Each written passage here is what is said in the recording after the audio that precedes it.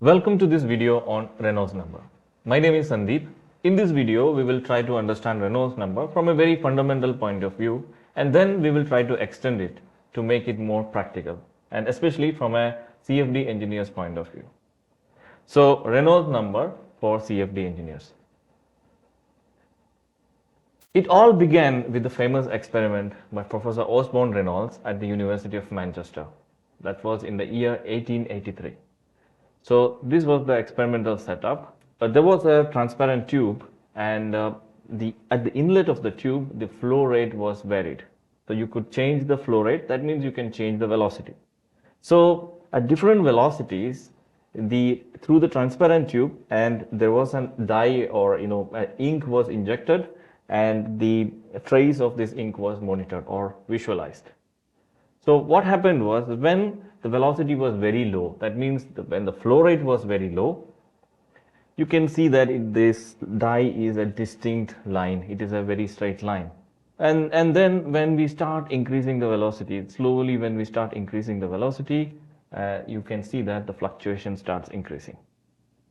So it slowly transitions to turbulent, and then you can see that the fluctuation grows and then becomes completely turbulent flow. So this was the outcome of this experiment. They could understand that at what flow rate this transition is happening. So based on that, a new non-dimensional number was born, known as the Reynolds number. So the Reynolds number is nothing but inertia force divided by the viscous force. So you have one term on the numerator, which is the inertia force, which is trying to increase the turbulence. And you have at the denominator the viscous force, which is trying to dampen the turbulence. So it is a fight between inertia force or the balance between inertia force and the viscous force. And here the term, the rho is the density, v is the velocity, L is the length scale, and mu is the dynamic viscosity. So this definition of Reynolds number is well known to everyone. So let us note it down. Re is equal to rho v L divided by mu. So L can be any characteristic length. So it depends upon the flow. If it is an internal flow, it can be diameter. If it is a flow over a flat plate or an external flow, it can be a length or chord length, etc. So this is our famous Reynolds number, which everyone knows. So when we have a flow through a circular cross-section or through a pipe, we can take this characteristic length L as d or diameter. So when it is a cross-section, circular cross-section, this is basically the diameter. So, and when we are going to work with any arbitrary shape, so always we don't get a circular shape. Sometimes we get any arbitrary shape, maybe a rectangular shape, maybe oval shape, or any shape. In that case, what we do is we take a hydraulic diameter.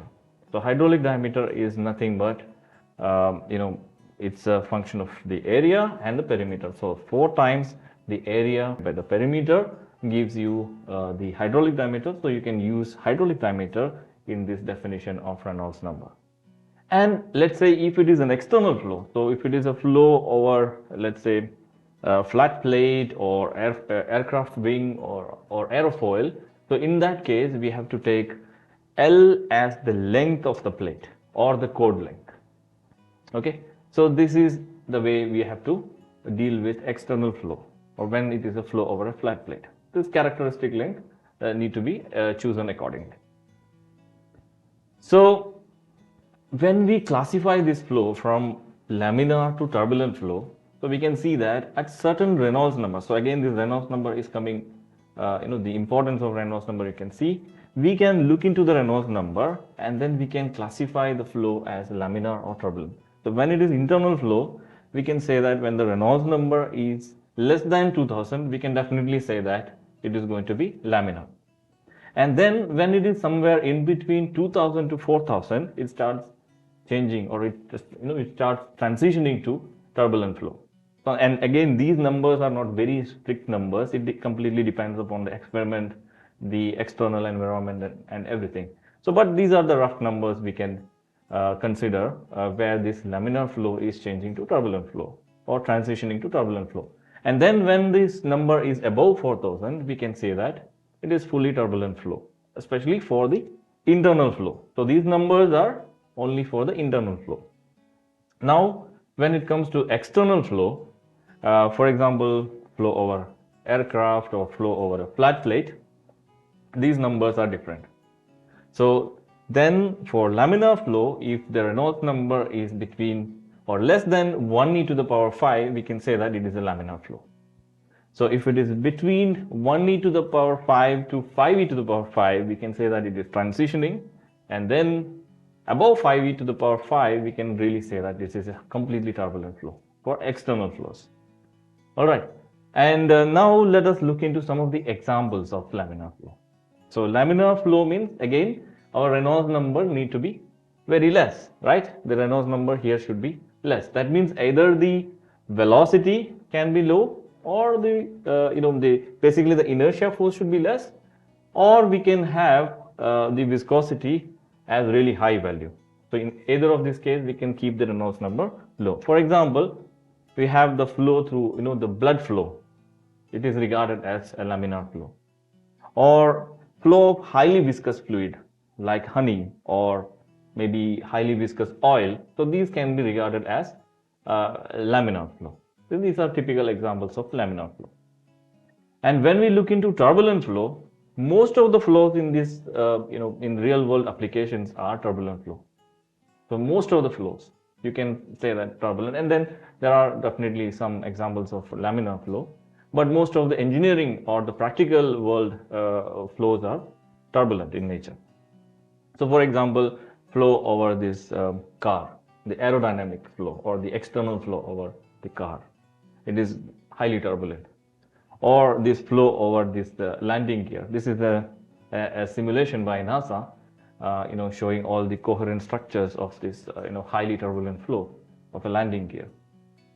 So all these cases, these flows are treated as turbulent in nature. So turbulent flows, you can see that the characteristic itself is like it is highly chaotic in nature. So let us look into an experiment. So here is an experiment done at TU Denmark. This is a visualization of a flow happening after exit of a nozzle. So you have the flow at the exit of a nozzle, and there is a laser sheet which is helping us to visualize the characteristics of this turbulent flow. So you can see that there are quite a lot of eddies, or you can see that a lot of eddies are there. Eddies are nothing but three-dimensional fluid elements which are really rotating. So these eddies are the characteristics of turbulent flows. And one more thing, that we cannot really define a turbulent flow. It is not easy to define, it's highly chaotic and things like that. It is not, there is no single or simple definition for turbulent flow. What we can do is we can give characteristics of turbulent flow. There are several characteristics of turbulent flow. So we can say that turbulent flow got this characteristics, and the other characteristics. So for example, I want to, I'm listing out some of these characteristics here. First one is turbulent flows are high Reynolds number flows. Okay, so these flows, definitely the Reynolds numbers are really high. And then these turbulent flows are also highly transient in nature. This is another characteristic of turbulent flow. And another characteristic of turbulent flow is highly diffusive in nature. It's highly diffusive, and that is really helping us, especially engineers, because this helps us for mixing. And this is very useful property or characteristic of turbulent flow. And it is also highly dissipative in nature. So these are some of the characteristics of turbulent flow. Definitely, when we have very high Reynolds number, we can say that the flow is highly turbulent in nature. Now, let us try to monitor the velocity of any turbulent flow. Let's say the flow inside a pipe, and we are trying to, somewhere in the the downstream, we are trying to keep a probe and trying to measure the velocity at one point.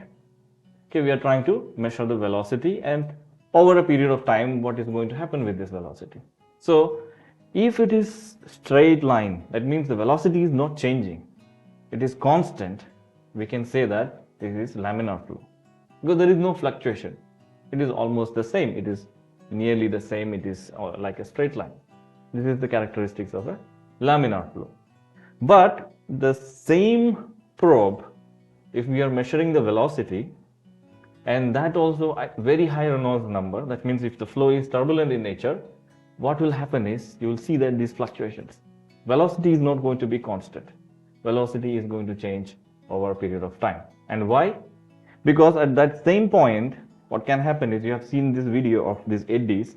So such eddies can come to that point. Some can be smaller eddies, some can be a larger eddy. So these are all going to fluctuate this velocity. So you can see that, and one more thing, this, even though it is fluctuating, the instantaneous velocity, what we can do is we can take a time average. We can always take a mean. So what we can do is we can take a mean and we can decompose this instantaneous velocity as a sum of a mean velocity and a fluctuating component. So we can write the fluctuating component u dash of t is equal to the the instantaneous velocity u of t, what is the velocity at that particular instant, minus the average velocity. So this is called as the decomposition of velocities. All right.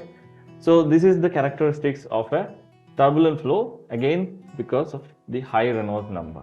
This is the significance here.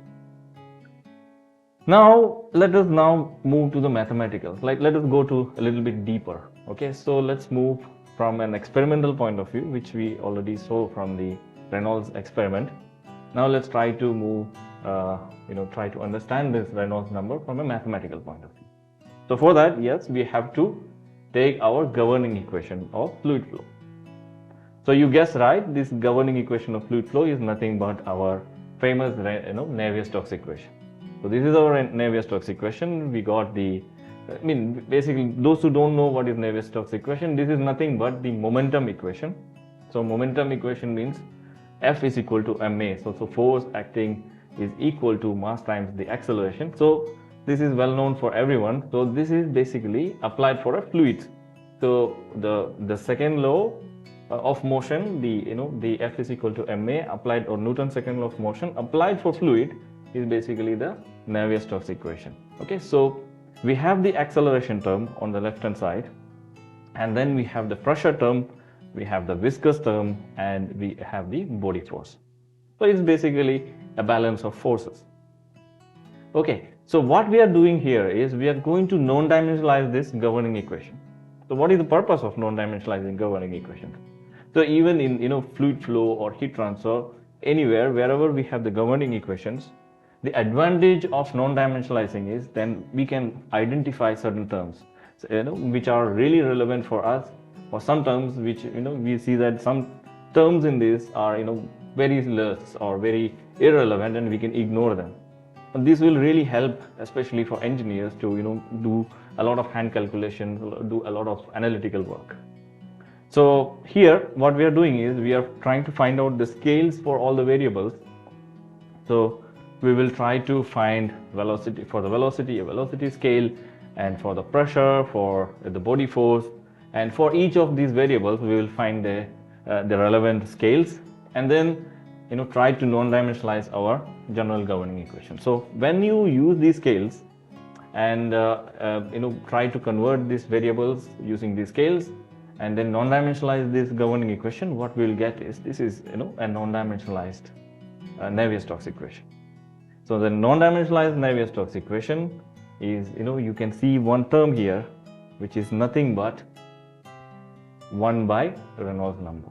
This term in blue is nothing but 1 by Reynolds number. So you can write down this equation as, one term which contains 1 by Reynolds number. So what is the use of this? When you try to convert it into this form, there is a use. You can, when we have very high velocity, when there are, when the Reynolds number is really high, what we can do is we can ignore this term, this viscous term altogether.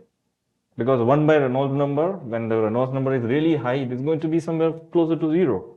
So we can just ignore this term. That means you can treat some problems which are really high velocity problems, you can treat it as inviscid. You don't need to think about the viscous effect. So especially for aerofoils, the flow over aerofoils and especially away from the wall. So near the wall, definitely there is going to be the viscous effect. So if it is away from the wall, you can really treat them as inviscid and then solve the problems. So till now we have seen the Reynolds number definition, the classification into laminar and turbulent, and we also saw the non-dimensional form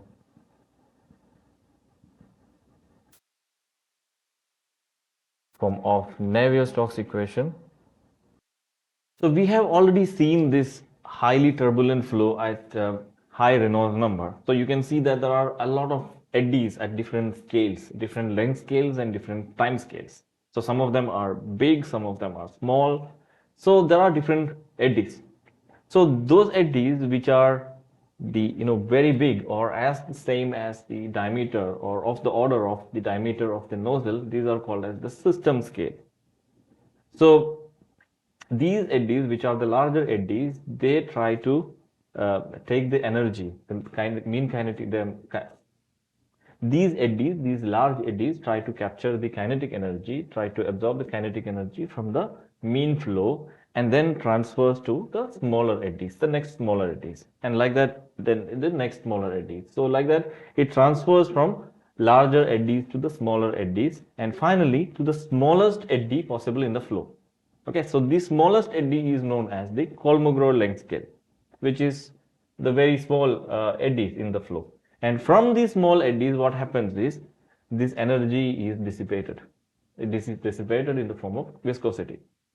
So the energy transfer happens from the large ones to the small ones and to the finally the smallest one. And this is known as energy cascade. So this is called as the energy cascade. Okay, so now why I am talking about this energy cascade here? Because we need to know the length scales. Some of them are big, and these length scales are definitely clear for us. It is almost the size of the nozzle. But what about the Kolmogorov scale? How do you know the size of the smallest eddy? So we can do some scaling analysis and then find out that the large eddies to the smallest eddy, if you take an average, if you try to divide it, the scale of it is nothing but Reynolds number to the power 3 by 4. So if you know the Reynolds number of the flow, you can understand the scales in the flow, different scale. And why again it is important for us? It is important for us, especially CFD engineers, because you need to know what is the size of your eddies. And based on that, we have to prepare our mesh, and we have to capture whether, and also we have to decide whether we need to really capture all these eddies or we need to take an average and find the solution. So, for all those things, we need to know the size of our eddies. And this is where Reynolds number is again going to help us. So the ratio of the largest eddy to the smallest eddy is Reynolds number to the power 3 by 4. And with this information, what we can do is we can try to do a DNS simulation. So if you want to capture all the eddies, the smallest eddies, if you want to capture, then you can do a DNS simulation or direct numerical simulation. So the problem is you have to have very, very small cells, very tiny cells to capture that smallest eddy. And to capture that smallest eddy, your cell size should be definitely smaller than that eddy size. Okay, so that makes it really complicated in the sense it is computationally very difficult. And also when you have such a small cell, you have to have also very small time scale. So your time step size also is going to be very small. Plus your mesh size is also be very small. So you are going to have millions or billions of cells and very, very tiny time step, which is going to take, you need a supercomputer to solve such problems. Okay, so the other possibility is to do an LES simulation. So LES simulation, what it does is we can capture the larger eddies, we can have mesh for those larger eddies, and the smaller eddies, the smallest ones we cannot capture. What we will do is we will filter them out, and then we will model them. We will mathematically model them, and then this is known as large eddy simulation. So you're concerned, or you're taking care of only the larger eddies. Smaller eddies are all modeled mathematically. So this is known as large eddy simulations. Again, this is also computationally very expensive, and when you ask, when you think about industry point of view, these are not done very often. So if it is really required, we can go for LES simulation, but normally it is also very expensive. It takes several days, and you also need a really good cluster or supercomputers to solve such problems. So LES simulations are also not very much used in the industries. And then what is very common is the RANS simulation. So RANS means, so the same turbulent flow, which is high Reynolds number flow, what we will do is we will do a time averaging. So here we are interested only in the average values and not into the eddies and all these mechanisms. So you will do a RANS average, a Navier-Stokes equation. It is very fast. You will get, as you see in the picture, you will get a rough idea. And that is good enough for the industry. So you can do Q calculations, you can compare your designs, you can get a relative change, compared to the previous design or the new proposed design, and then based on that you can come to a conclusion very fast. So this is a fast solution, and this is widely used in the industry. So this is known as the RANS, and there are several models like K omega model, K epsilon model, K omega SST model, which are all very famous and widely used in all the commercial and open source tools. So this is known as the RANS simulation. So again, we need to know your Reynolds number. So this Reynolds number information is required to perform these simulations. And now moving to the next step. So let's say this is our flat plate, and over this flat plate there is a flow happening. So this flow, let's say the velocity is u infinity, or this is the free stream velocity. And what happens when there is a flow over a flat plate? Definitely at the wall we have the no slip condition. So at the wall it is zero, the velocity is zero. So then there is going to be a boundary layer formation, right? It is going to be a gradient of velocity. So when you plot it with respect to x and y, so what we can do is we can see that the velocity varies from the wall to the free stream, and there is a layer called as the boundary layer, which is known to you, right? So in the beginning you have a parabolic shape, and then when the flow is going forward, you can see that it just transitions and then it becomes a fully turbulent. So then the profile is different. Then from parabolic profile it is going to change to a logarithmic profile. So what is the advantage here? I mean, what am I talking about with Reynolds number, with this boundary layer? Again, if you want to know the boundary layer thickness, and this thickness is important for us, for CFD engineers again, because all these variations of velocity or these gradients are happening inside this boundary layer. So we need to really capture that boundary layer, right? And for that, we need to again know the boundary layer thickness. We have to have an estimate of the boundary layer thickness. For that, again, if you know the Reynolds number, that will help us. So for a laminar flow, we can get the thickness of the boundary layer, which is basically a function of Reynolds number to the power 1 by 2. And if it is a turbulent flow, this is completely different. When it is a turbulent flow, the boundary layer thickness is going to be a function of Reynolds number to the power 1 by 5. Okay, so this is the information which we will get again if you know the Reynolds number. So we will get the boundary layer thickness. So this is something about boundary layer thickness.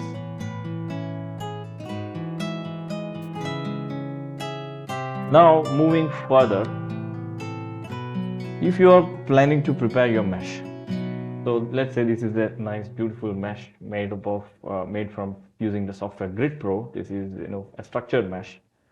So here, if you want to prepare the mesh, especially the first cell thickness, how do you know that what should be my first cell thickness so that I really capture the boundary layer? So this information is required. Otherwise, for every problem, it is going to be different. So every problem, you need to have a different, the distribution of the cells. So how to do that, or how do you estimate it? For that, again, you need to know your Reynolds number. So for example, and for that, first of all, we need to understand what is universal law of wall. And for that, let me try to explain it. This is our, the velocity profile, and the boundary layers, in the boundary layer there are different layers. The first one is a laminar sublayer, then there is a buffer layer, and then there is a log-low layer. Okay, so there are three layers inside the turbulent boundary layer. So if you plot this velocity profile, this is from the wall, this is the y is the distance from the wall, and x is the distance along the plate. Okay, so or the wall, whatever the wall we are choosing. So now what we are interested is the distance from the wall, and we are interested to place a cell, right? For that, first of all, we need to know whether the cell is coming within the boundary layer or not. And for that, let us plot it. This is the velocity profile, and now what we are trying to do is we are converting this velocity profile in a non-dimensional form. For that, what we will do is we have this velocity profile, and this velocity profile, which is basically you have the velocity u and you have also the length, which is the y. So what we will do is we'll try to convert this into non-dimensional form as u plus and y plus. So you will convert into a u plus with dividing it by u tau, and also you convert it to y plus. Now what is the advantage of it? So advantages is independent of these, the properties and the velocity. So you can always have an independent profile. So when you plot this, basically u plus, and on the x-axis, if you carefully look, it is log plot. Okay, so the x-axis is based on the log scale and y-axis is linear. And then if you plot for the first, up to a value of y plus 5, you can see it is going to be, basically it is linear. One side it is linear and the other side is log plot. So you will see a curve like this, and then at this point you have this u plus is equal to y plus. So up to this is u plus is going to be y plus, and then after that you can see that this is basically the laminar sublayer, and then buffer layer is coming in between, and then you have the log layer where you can see another law which is coming into picture. So u plus can be written in terms of a law. Okay, so u plus is nothing but 1 by kappa log y plus plus b. So this is another region. So this is known as the log law region. So basically these are the regions of or different layers of the boundary layer. So if you know the y plus value, you can definitely get an idea, okay, where is my, where am I in the boundary layer. So if my y plus value is below 5, you can definitely say that you are inside the laminar sublayer. Okay, or also if your y plus value is above certain numbers, let's say 30, 50 or around 100, you can definitely say that you are inside the log law region, still within the boundary layer. Okay, so with this understanding, we can really fix our first layer thickness. So this is known as the universal law of wall. And now if you want to fix the first layer thickness of your cell when you're preparing your mesh, the first cell thickness is nothing but, let's say we could call it as y, any number. So this number we can really get it from our y plus equation, y equal to y plus multiplied by mu, the kinematic viscosity divided by the u tau. So now why I am talking about u tau? Again, Reynolds number information is required to calculate this u tau. So if you know your Reynolds number, then u tau is a function of Reynolds number. So you get your shear stress, and for shear stress you need a friction coefficient, and the friction coefficient comes from your Reynolds number. So if you know your Reynolds number, you can know how to fix your first layer thickness. Okay, so again this is important. The Reynolds number knowledge is important for a CFD engineer for preparing your mesh for the pre-processing stage. Alright, so this is a very useful number for us even for the pre-processing stage. Now let us think about heat transfer coefficient. So heat transfer coefficient is something which we have to apply as a boundary condition sometimes in a heat transfer related problem in CFD, or sometimes you have to calculate heat transfer coefficient by hand. So to calculate heat transfer coefficient, Q dot, the heat flux is basically is equal to heat transfer coefficient multiplied by the delta T. Now how to get the heat transfer coefficient? Heat transfer coefficient is nothing but Nusselt number multiplied by the thermal conductivity divided by the length. And again, Nusselt number is it is a discussion for another video, so we will discuss about it later. So again, when you look into Nusselt number, this Nusselt number is basically a function of Reynolds number and Prandtl number. So if you want to calculate your Nusselt number, and there are several correlations. For example, for laminar flow, you have this correlation. For turbulent flow, you have this correlation. So with this correlation for flat plate or for cylinders or for spheres, you can get these correlations and calculate your Nusselt number. So once you get your Nusselt number, based on Nusselt number, you can back calculate your heat transfer coefficient.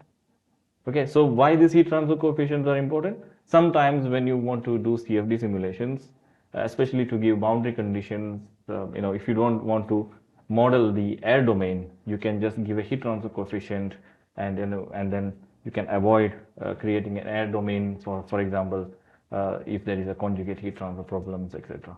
So, and there are other applications as well. So many times we have to calculate the heat transfer coefficient, and again, if you know your Reynolds number, this is going to be very handy.